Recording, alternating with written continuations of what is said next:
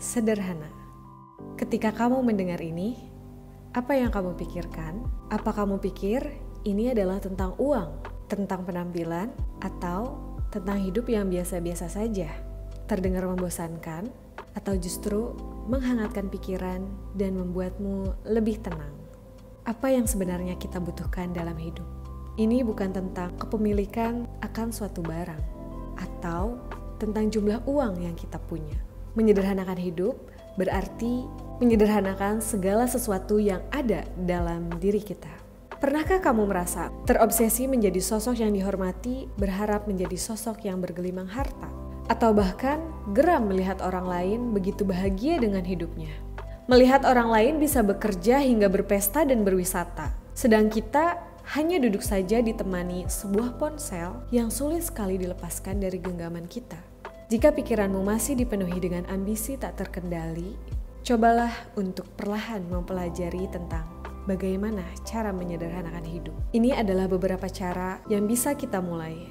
Pertama, salah satu cara untuk menyederhanakan hidup adalah fokus pada saat ini. Kita perlu mengurangi kebiasaan buruk seperti terlalu memikirkan masa lalu, menyesali sesuatu secara terus-menerus, atau mengkhawatirkan sesuatu yang bahkan belum pernah terjadi. Khawatir kita akan gagal dan terpuruk, padahal kita saja belum pernah mencobanya. Lebih baik bersihkan kekacauan diri dan jangan libatkan diri dengan percakapan yang tak penting. Ganti kebiasaan itu dengan self-talk atau diskusi diri yang realistis. Kedua, tidak perlu memikirkan apa yang orang lain katakan tentang kita. Banyak dari kita yang mudah tersinggung akan kritik orang lain, yang bahkan kritik itu belum tentu kebenarannya. Itu bisa saja hanya spekulasi diri kita sendiri. Seolah pendapat tetangga lebih penting daripada pemikiran kita sendiri. Mulai saat ini, belajarlah sedikit demi sedikit mulai setujui apa yang kita pilih. Karena diri kita sendirilah yang akan bertanggung jawab atas pilihan itu.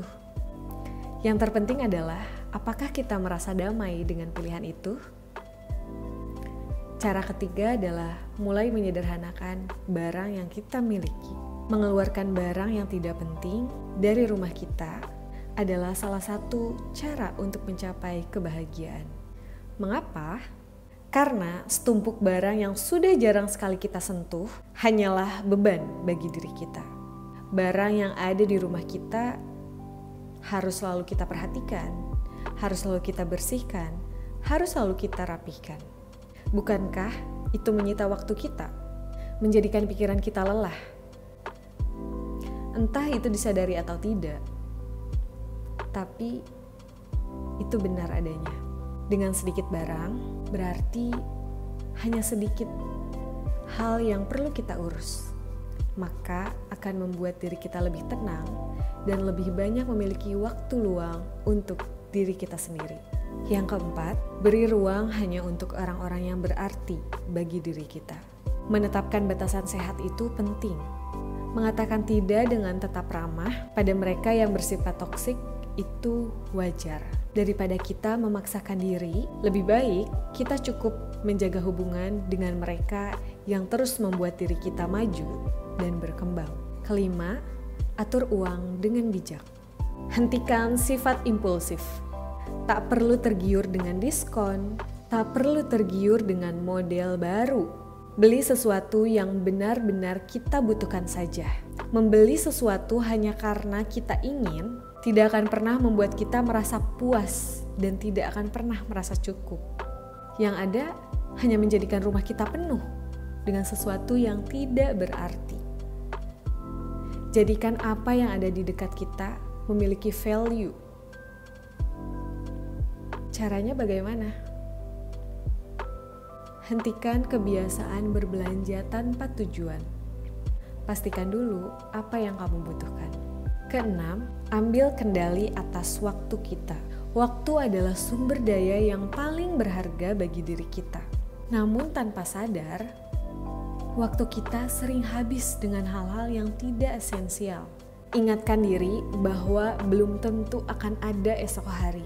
Itu akan membuat kita lebih memaknai waktu yang kita punya. Seperti menghabiskan waktu dengan anak, mengobrol dengan pasangan atau teman, atau bahkan berdiskusi dengan diri kita sendiri menikmati matahari terbenam.